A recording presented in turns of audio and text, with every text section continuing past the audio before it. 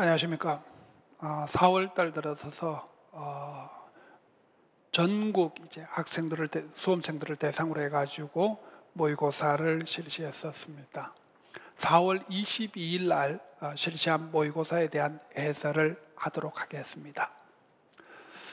이게 이제 4월 22일 날 모의고사입니다. 자, 이 부분에 문제부터 우선 좀 보시고 난 다음에 답지와 그 다음에 이론적인 내용들을 제가 좀 덧붙여서 좀 설명을 드리는 이런 방식으로 이제 진행을 하도록 하겠습니다. 우선 여러분들이 좀 문두를 보시면은 다음은 이게 A중학교 교사들이 전문 학습 공동체에 참여하는 구교사의 학습 보고서에 있다. 교수 학습 개선을 위한 교사의 노력이라는 주제가 들어 있습니다. 이 부분은 우리가 중등 임용시험에서 계속 이제 주제가 출제가 된 경우는 한 4년 정도 계속 진행되고 있었다, 이렇게 우리가 볼 수가 있습니다. 그래서 이 주제에 대한 부분은 좀 이따가 설명을 드리도록 하고, 어떻든 주제가 주어져 있고요. 그 다음에 여기 보시면은 1부호와 반가로 1번을 썼습니다. 요거 작년 같은 경우에는 넘버 원을 쓴 경우가 있거든요. 그래서 이제 저 같은 경우는 이제 그걸 좀 다양하게 좀 보호를 바꾸어 본다는 의미에서 반가로 1번을 사용합니다. 첫 번째 보호와, 두 번째 학습 능력, 세 번째 핵심 역량, 네 번째 우리가 이완 결합 체제를 논하시오라고 하는 부분입니다. 그래서 이 부분은 지금 이제 문두에 나와 있는 이 부분만을 가지고는 어떻게 우리가 답을 해야 되는지를 모르기 때문에 여러분들이 이 본문 이제 이 박스 속에 있는 내용을 먼저 읽지 말고 문두를 우선 먼저 읽으세요. 문두를. 그리고 난 다음에 요게 배점 부분이 있는데, 여러분들이 문두를 먼저 읽고 박스를 우리가 읽지 말고 배점 부분으로 읽으시길 바랍니다. 그래서 여기 이제 배점이 이제 요게 4개가 나와 있다는 것은 결국 아까 말씀드렸던 1번, 2번, 3번, 4번에 해당되는 부분이 됩니다. 그래서 이제 구교사가 수업에서 사용하고 있는 정보 처리 모형의 부호화의 방법 4가지, 그 다음에 구교사가 우리가 주장하는 군집 분석, 위계적 분석, 통합적 분석에 해당되는 간해의 학습 능력 1가지씩, 그리고 2015년 우리가 개정교육 과정에서 창의 융합적 인재가 지녀야 할 핵심 역량을 4가지를 제시하라 라는 부분, 그 다음에 구교사가 강조하고 있는 카릭이 주장한 이완 결합 체제, 여러분들이 아주 중요한 조직의 체계이기도 합니다. 그래서 이제 이완 결합 체제의 장점 2가지와 단점 1가지를 우리가 제시해 주라 라고 하는 겁니다. 여러분들이 여기서 조금 이제 관심 있게 봐줘야 되는 것이 뭐냐면, 이게 4가지를 제시하니까 4점입니다. 그럼 한 개 우리가 1점씩이 우리가 주어져 있다는 것을 알 수 있는 거고요.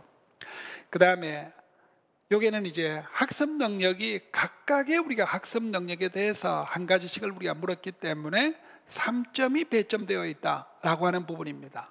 그래서 그것도 이제 각각의 우리가 하나씩 물었을 거라고 보고 있는 거고요. 그 다음에 핵심 역량 우리가 4가지를 우리가 제시하라라고 하는 건데, 그것도 4점이기 때문에 각각 하나씩 우리가 배점되어 있다는 것을 알 수가 있는 거죠. 그런데 여러분들 4번을 보시면은 칼윅이 우리가 주장한 이완 결합 체제의 장점 2가지와 단점 1가지로 구성되어 있습니다. 단점 1가지로 구성되어 있는데, 그런데 여기서는 이제 4점이 배점되어 있거든요. 그래서 여러분들이 이런 문제는 조금 조심하셔야 됩니다. 뭐냐면, 과연 이게 장점 2가지이기 때문에 1점이 주어져 있고 다시 1점일 가능성이 많이 있죠. 그러면 이제 문제가 뭐냐면, 그럼 과연 단점에 2점을 주겠느냐, 안 그러면 또다시 어떤 배점적인 것이 있을 수가 있겠냐라는 것을 조금 눈여겨봐 줘야 되기 때문에 4번 문제 같은 것은 조금 여러분들이 폭넓게 문제를 써서 여러 가지 우리가 키워드가 좀 더 포함될 수 있도록 하는 것이 더 중요하다라고 보는 겁니다. 자, 그러면은 여러분들이 이제 이 배점을 이제 우선 이해를 하셨을 거라고 보고, 그 다음에 이제 논술의 체계를 조금 보도록 하겠습니다. 논술의 체계를 좀 보도록 하는데 5점이 배분되어 있거든요. 그래서 논술은 서론과 본론, 결론으로 구성하고 1점입니다. 그리고 주어진 우리가 주제와 연계할 것으로 예상되는데 이게 2점이 되고요. 그 다음에 표현이 적절할 것 2점이 되어 있는데, 실질적으로 여러분들이 이 논술의 체계 부분은 이대로 채점하지 않습니다. 또 이대로 우리가 채점될 수도 없고요. 그러니까 이것은 단지 표현에 불과합니다. 표현에 불과한 것이기 때문에 실제 채점은 이렇게 이루어지지 않는다라고 하는데 좀 초점을 두시길 바랍니다. 그러면 이제 논술의 체계에 해당되는 부분을 먼저 좀 설명을 드려야 될 것 같습니다. 그래서 논술 체계에 대한 부분을 먼저 좀 설명을 드리고, 그 다음에 내용적인 부분을 조금 더 점검을 해보도록 하겠습니다. 그러면 답지를 좀 보도록 하겠습니다. 자, 그러면 이제 답지를 한번 살펴보면서 논술의 체계에 대한 설명을 조금 드려보도록 하겠습니다. 서론이라는 표현들, 본론, 그 다음에 결론이라는 건데, 이거는 뭐 이렇게 써줘도 되고, 이 부분은 그냥 문단으로 표시해 줘도 되기 때문에 여러분들이 뭐 적절하게 우리가 좀 사용을 해 주시면 될 것 같습니다. 그리고 이 서론 부분에 보시면은, 이 교수학습 개선을 위한 교사의 노력이라는 이런 부분이 들어가 있거든요.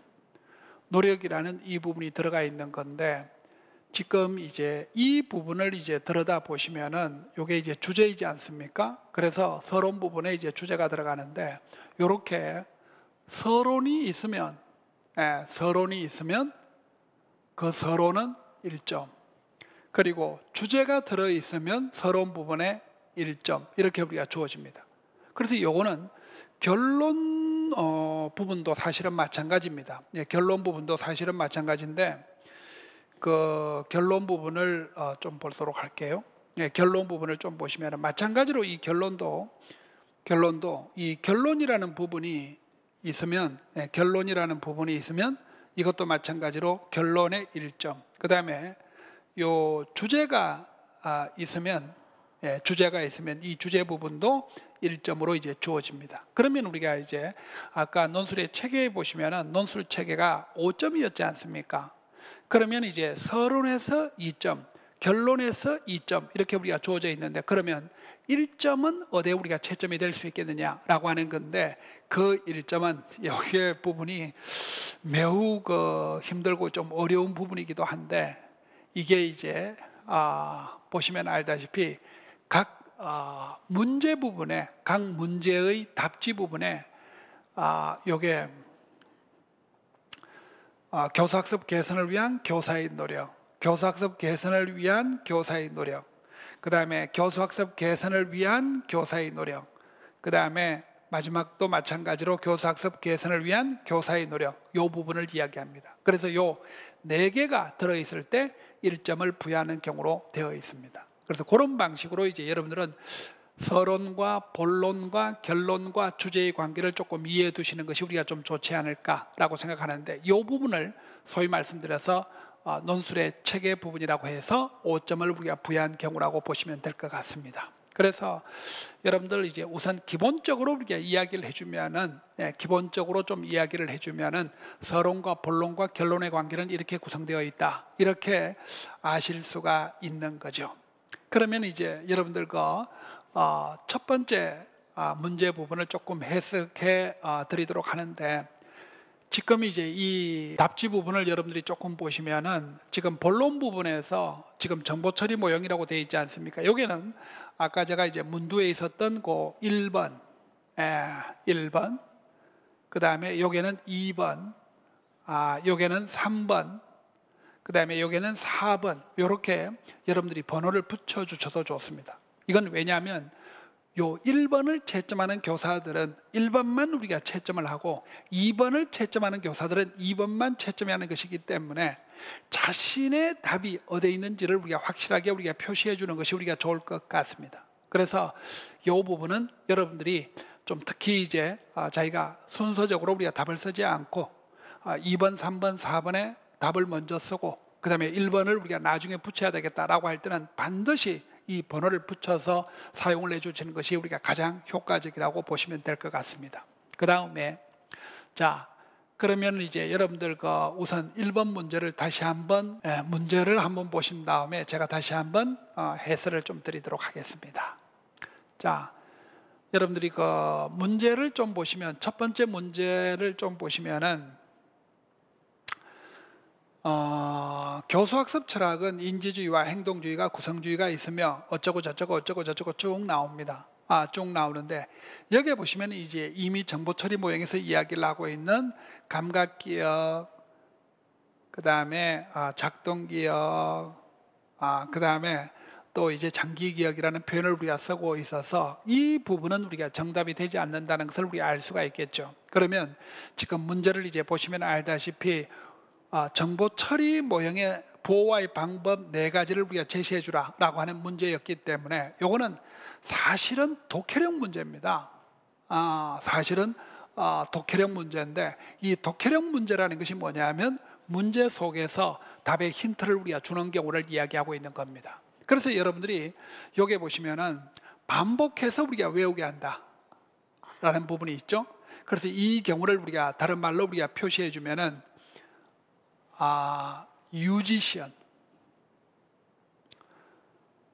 또 보존시연, 이런 이제 표현을 우리가 사용해 주는 건데, 여기서 말하는 이제 유지라는 것은 메인터넌스를 이야기합니다. 그래서 보존, 유지, 그 다음에 리허설이라는 우리가 표현을 쓰는 것이기 때문에 시연이라는 표현을 사용해 줘도 상관없습니다. 그리고 어떤 분들이 우리가 이거를 좀 번역에 조금 문제가 있을 수가 있습니다만, 이것을 암송이라고 하시는 경우들도 있는데, 제가 볼 때 암송이라는 말보다는 유지시연 또는 보존시연이라는 표현을 써주는 것이 가장 효과적이지 않을까, 이렇게 우리가 생각을 합니다. 그 다음에 첫 글자를 우리가 따서 외우게 한다라는 이제 이 표현이 있지 않겠습니까? 첫 글자를 우리가 따서 외우게 한다라는 이 부분이 있는 건데, 이 부분은 소위 말씀드려서 청킹이라고 표현을 해줄 수가 있겠습니다. 그래서 이 청킹은 묶음화라는 표현을 우리가 사용해 줘도 좋을 것 같습니다. 그 다음에 도표를 만든다라는 표현이 이제 들어있는 부분인데, 이 도표는 소위 말씀드려서 조직화를 뜻하는 말입니다. 조직화를 뜻하는 말이고, 그 다음에 과거의 정보와 연결한다, 이런 표현을 우리가 가지고 있는 경우는 요건 소위 말씀드려서 정교화를 이야기해 주는 것이죠. 지금 제가 말씀드렸는 이 부분은 전부 중요한 우리가 키워드가 되는 것이겠죠. 그래서 첫 번째 유지시연, 두 번째 보존, 같은 말입니다. 그 다음에 두 번째 우리가 청킹, 그 다음에 세 번째 우리가 조직화, 네 번째 우리가 정교화를 이야기해 주는데, 그럼 이거는 답에 어떻게 우리가 표현을 하느냐는 겁니다. 답에 우리가 어떻게 우리가 표현을 하느냐는 건데, 그러면 이제 우리가 이것을 답지를 한번 보면서 이 부분에 우리가 표현을 다시 한번 접근을 해 나가도록 하겠습니다. 자, 그러면 이제 여러분들 답지를 조금 한번 보시기 바랍니다. 이제 제가 좀 강조 말씀 드리고 싶은 것은 뭐냐면, 각 문제에 대해서도 서론과 본론과 결론이 있는 것이 효과적이라는 겁니다. 그래서 여러분들 여기 좀 보시면은 정보 처리 모형은 1초에서 우리가 1초에서부터 4초 정도 멀며 감각기억과 어떻고 저떻고 우리가 이야기를 하는 요 부분이 이제 존재합니다. 그래서 이거는 사실 여러 가지 우리가 키워드를 적는 의미도 있고, 또 여러 가지 이론적인 어떤 배경을 적는 의미도 존재하고 있는 것이거든요. 그래서 저는 이제 여러분들에게 항상 이 부분이 있는 것이 우리가 중요하다라고 말씀드리고 싶습니다. 그래서 이 부분은 우리가 이론적인 어떤 배경, 또 우리가 이론적인 의의, 그 다음에 정의 부분, 이런 것들을 적어주면 우리가 항상 좋을 것 같고요. 그 다음에 아까 말씀드린 대로 이제 첫째 유지시연, 그 다음에 둘째 청킹, 그 다음에 셋째 조직화, 넷째 정교화, 이렇게 주어져 있습니다. 그래서 요거는 여러분들 키워드만 써주면 반점밖에 우리가 받을 수가 없습니다. 그러니까 여러분들이 유지시연일 때 0.5, 그런데 이제 유지시언을 설명하는 부분이 있어야 되겠죠. 그래서 동일한 정보를 반복해서 우리가 외우면서 작동 기억에도 우리가 머무는 시간이 길어지고 장기 기억에도 우리가 저장된다라는 요 부분을 우리가 이야기를 해주는 겁니다. 그래서 여러분들이 항상 이거는 키워드를 적고, 키워드를 적고, 그러니까 키워드 문장으로 구성되는 것이 좋겠죠. 그래서 키워드 문장으로 적고, 그 다음에 키워드를 설명하는 설명 문장이 반드시 따라주면 좋겠다라는 겁니다. 그래서 키워드에 0.5, 그 다음에 설명 문장에 0.5가 주어지는 방식을 우리가 택하고 있는 겁니다. 그래서 여러분들이 이렇게 1번 문제는 우리가 구성해 주면은 좋을 것 같습니다. 그래서 이거는 좀 여러분들이 독해력 문제이기 때문에 실력이 조금 좋으면 이게 독해력 문제라는 것을 우리가 어느 정도 알 수가 있는데, 실력이 조금 딸리시는 분은 이게 독해력인지 아닌지를 우리가 판단하기 어렵다고 볼 수도 있습니다. 어쨌든 간에 여러분들 1번은 우리가 이런 방식으로 좀 정리가 되면 좋을 것 같습니다. 그러면 여러분들 2번 문제로 좀 들어가 보도록 하겠습니다. 자, 두 번째 문제는 이거는 내용 자체가 조금 이제 쉬운 내용으로 이제 구성되어 있습니다. 뒷과 캐리의 모형을 이제 이야기를 해주는 거죠. 그래서 이거는 뒷과 캐리의 모형은 워낙 유명하고요. 뒷과 캐리의 모형은 객관식 기출 문제에서는 엄청나게 우리가 많이 나온 영역이라고 우리가 볼 수가 있습니다. 그래서 이제 이 뒷과 캐리에서 이 교수 분석을 이야기합니다. 여러분들 그 뒷과 캐리의 모형을 조금 한번 보시면은 교수 분석과 학습자 분석과 우리가 상황 분석이라는 것이 우리가 주어지고 있는데, 그 교수 분석을 우리가 이야기해 주는데, 뒷과 캐리는 이제 교수 분석에서 군집 분석과 그 다음에 위계적 분석과 통합적 분석을 우리가 주장해 주는 것이거든요. 통합적 분석을 우리가 주장해 주는 건데, 우선 이제 이렇게 세 가지의 분석 방법이 있다라는 거. 그런데 이제 문제를 이제 보시면 아시다시피, 여기 보시면 간해의 학습 능력을 연결시키는 문제가 되어 있습니다. 그래서 여러분들이 간해의 문제로 한번 이론으로 좀 들어가 보시면은, 간해는 5가지의 학습 능력을 강조합니다. 첫 번째, 언어적 분석. 두 번째, 우리가 지적 기능. 그 다음에 세 번째는 인지 전략. 네 번째는 운동. 운동은 우리가 심동적이라고 표현해 줘도 됩니다. 심동적이라고 표현해 줘도 되고, 그 다음에 태도 분석. 태도를 이야기합니다. 이렇게 5가지를 우리가 이야기를 해주는 것이거든요. 5가지를 우리가 이야기해 주는 건데, 언어적인, 죄송합니다. 이게 언어적 정보입니다. 그래서 언어적 정보입니다.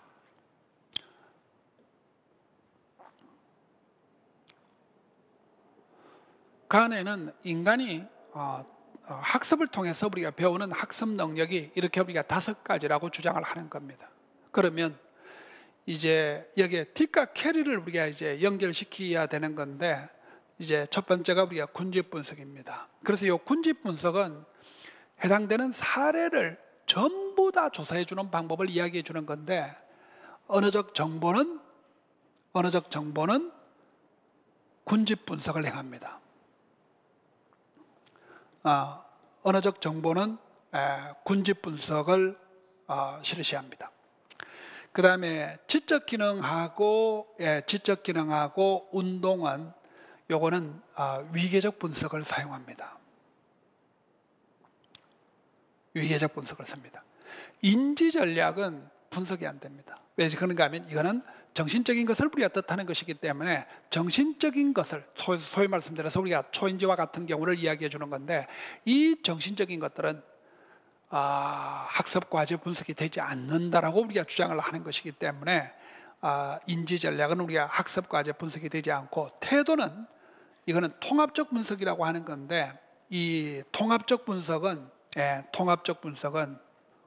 두 가지가 혼합된 겁니다. 그래서 첫 번째는 이제 이 군집 분석이라고 그랬죠. 그 다음에 두 번째는 위계적 분석이라고 그랬죠. 이 두 가지가 혼합된 것이 우리가 통합적 분석이라고 이야기를 하는 겁니다. 그래서 요거를 이제 소위 말씀드려서 답지로 쓰는 방식이 두 번째 문제라고 볼 수가 있는 것이거든요. 그러면 답지를 한번 보도록 하시죠. 요게 이제 딕과 캐리와 간에 대한 이야기를 여기도 조금 했습니다. 그래서 딕과 캐리와 간에 대한 이야기를 조금 하고 있죠. 요렇게 이제 하고 있습니다. 그래서 이 부분은 너무 많이 쓰시면 안 됩니다. 왜냐하면 이 부분이 한 3줄 이상으로 넘어서시면은 여러분들이 전반적으로 답을 쓸 만한 시간적인 여유가 줄어들기 때문에 이것은 한 3줄 이내로 우리가 쓰셔야 될 것 같고요. 그 다음에 자 한번 보시죠. 첫 번째는 언어적 분석을 하는데 언어적 분석은 군집 분석으로 행한다라는 겁니다. 그 다음에 둘째는 이제 지적 기능과 우리가 운동 기능은 위계적 분석을 행한다라는 표현이 있겠고요. 그 다음에 세 번째 태도는 우리가 통합적 분석을 한다라고 이제 되어 있는 건데 이것도 마찬가지로 여러분들 키워드만 적으시면 안 되고 키워드에 대한 설명을 조금 해 주셔야 됩니다. 그래서 키워드에 대한 설명을 하는데 소위 말씀드려서 언어적 정보는 뭐고 그 다음에 군집 분석이라는 것은 뭐다라는 설명을 조금 해주면 여러분들이 저 지식에 대해서 완벽하게 알고 있다는 것을 의미하는 것이기 때문에 좋은 점수를 받을 수 있지 않을까라고 생각을 하는 겁니다. 그리고 여기도 마찬가지로 이제 이 주제에 대한 부분은 마찬가지로 들어있는 부분입니다. 그러면 세 번째 문제로 좀 들어가도록 하겠습니다. 자, 세 번째 문제는 2015년 우리가 개정교육 과정에서 2015년 우리가 개정교육 과정에서 창의 융합적 인재가 지녀야 할 핵심 역량 4가지를 우리가 제시해줘라 라고 하는 건데 여러분들 2015년 우리가 개정교육과정 총론 부분을 좀 많이 보셨는지 모르겠네요. 총론 부분을 우리가 많이 좀 보셨는지 모르겠는데 여러분들이 좀 알고 있는 부분을 한 번 더 확인할 필요가 있지 않을까 이렇게 싶고 요거는요 여러분들 요 핵심 역량은 면접 문제에도 굉장히 많이 묻습니다. 그리고 초등 논술 시험 문제에서는 이 부분을 묻는 것도 한번 출제가 된 적이 있습니다. 그렇기 때문에 여러분들 그 핵심 역량에 대해서는 좀 더 많은 우리가 관심을 기울이는 것이 우리가 좀 좋지 않을까라고 생각을 하는 부분입니다. 그래서 여러분들 요거는 간단하니까 답지를 통해서 좀 더 확인을 해 보도록 하겠습니다. 마찬가지로 이 문두 부분을 적어놓고 있습니다.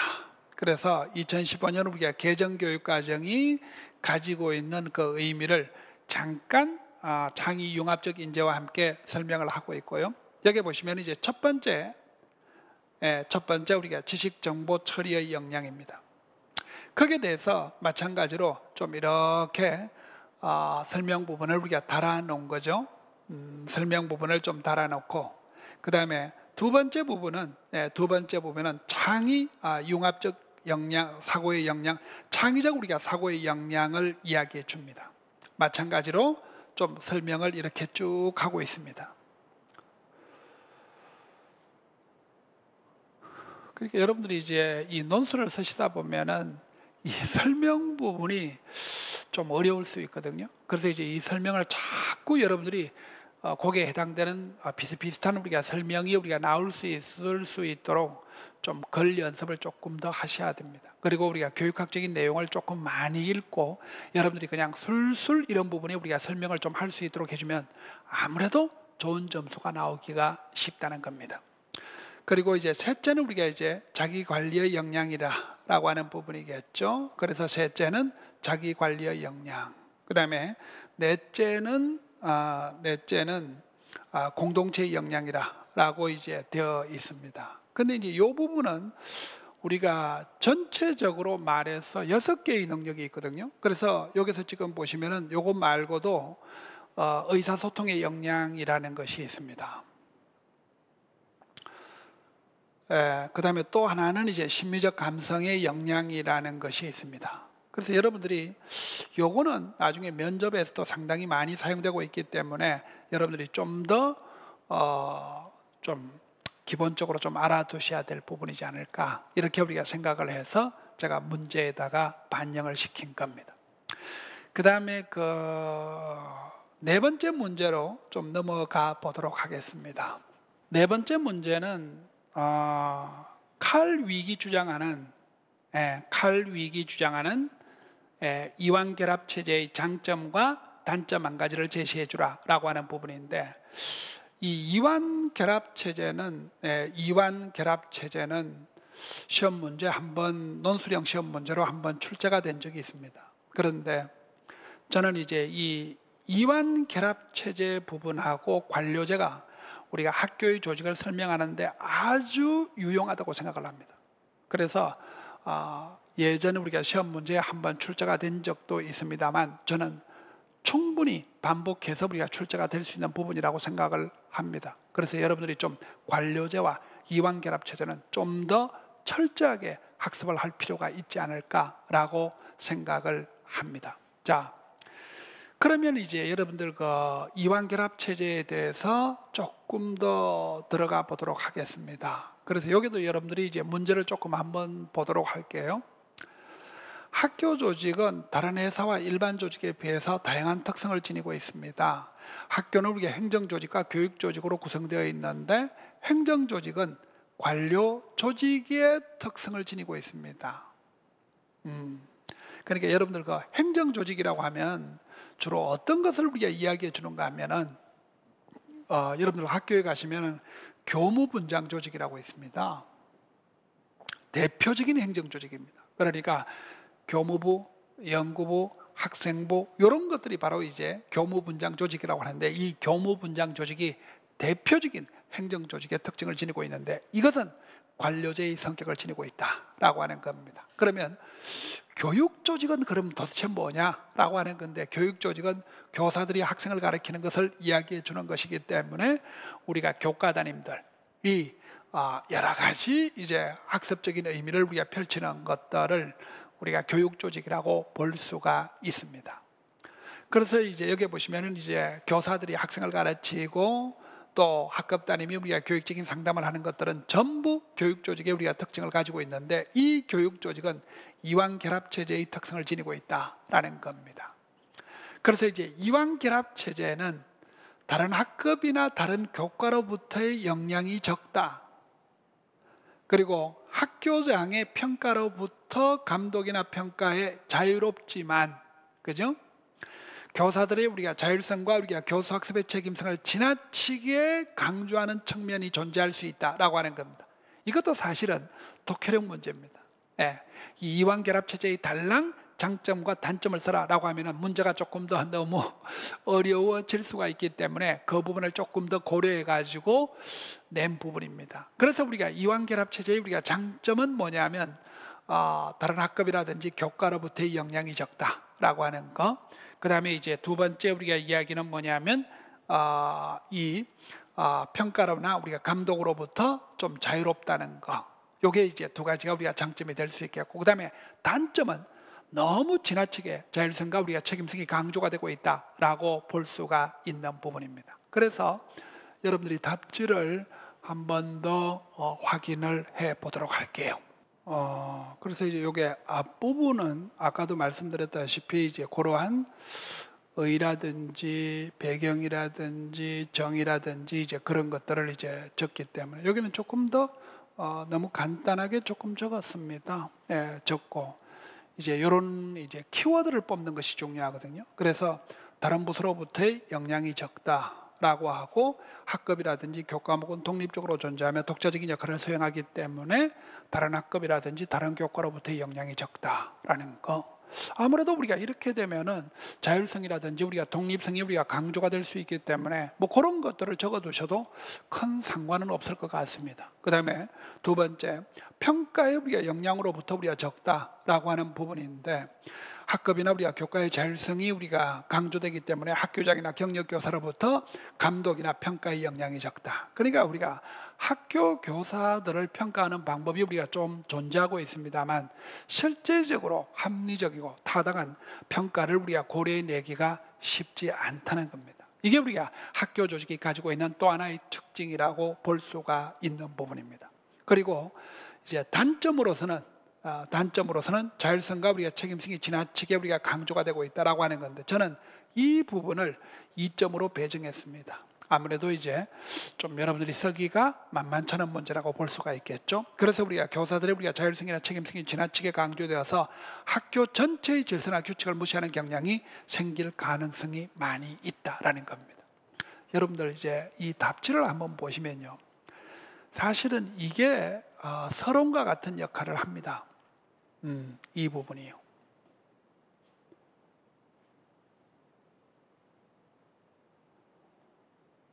각 문단에서, 각 문제에서. 그래서 요거는 여러분들이 너무 많이는 아니더라도 한 줄에서 한 3줄 정도는 좀 적어주는 것이 좋겠고, 여기는 되도록이면 중요한 키워드를 조금 포함시키는 것도 좋은 방법이 될 수 있습니다. 답이 아닌 키워드들. 그리고 여러분들 요게 첫 번째, 두 번째, 첫 번째, 두 번째, 그 다음에 단점의 한 부분까지는 요거는 사실은 본론의 역할을 한다라고 볼 수가 있습니다. 그리고 마지막에 이제 이 주제가 들어있는 부분이 있지 않습니까? 그래서 이 주제가 들어있는 부분은 결론의 역할을 하고 있다, 이렇게 우리가 볼 수가 있습니다. 그래서 저는 이제 여러분들에게 이 문제 전체도 서론과 본론과 우리가 결론의 역할을 하고 있지만 한 문제 한 문제 한 문제에서 서론과 본론의 우리가 역할을 하는 것이 우리가 좋지 않을까라고 생각을 하는 겁니다. 여러분들 그 다음 달 모의고사는 조금 힘들고요. 그러니까 5월 달 모의고사는 조금 힘들고 6월 달에 모의고사를 한 번 더 시행해 보려고 합니다. 그래서 요거는 조금 더 섬세한 우리가 좀 채점을 해서 여러분들이 7, 8, 9, 10월에 어떤 학습의 방향을 잡는 데 우리가 도움이 되도록 했으면 좋지 않을까라고 생각을 합니다. 어떻든 4월 22일 날 우리가 실시가 된 모의고사는 이렇게 우리가 해설을 조금 더 마치도록 하고, 여러분들이 OMR 용지의 답지, 그 다음에 문제를 좀 읽고 또 해석하고 답을 쓰는 이런 것들을 조금씩 여러분들이 좀 확인해 보시면서 자신의 위치를 하나 만들어 나가고, 또 자신의 위치를 근거해 가지고 여러분들이 앞으로의 어떤 공부 계획을 어떻게 세우면 효과적이다라고 하는 부분이 나타날 수가 있기 때문에 그런 부분에 조금 신경을 써가지고 좀 노력을 해 나가시면 좋지 않을까라고 생각을 합니다. 오늘 요게 여러분들 저게 마지막으로 이 타구라는 것은 뭐냐면 메타 구조도를 뜻하는 겁니다. 메타 구조도를 뜻하는 건데, 이 메타 구조도는 여러분들이 조금 더 이제 답지를 다 이제 잘라서 우리가 정리해 놓은 부분인데, 여러분들이 조금 이제 읽고 정리를 하고 외우시기 좋게끔 해서 이제 만들어 놓은 것을 이야기해 주는 겁니다. 그래서 이런 것은 여러분들이 이제 답지를 한번 읽고 그 다음에 이 메타 구조도를 한번 보시면 내가 답을 어떻게 만들어야 되겠구나 라는 생각을 가질 수 있게끔 만들어져 있다라고 보시면 될 것 같습니다. 자, 오늘 수고들 하셨습니다. 감사합니다.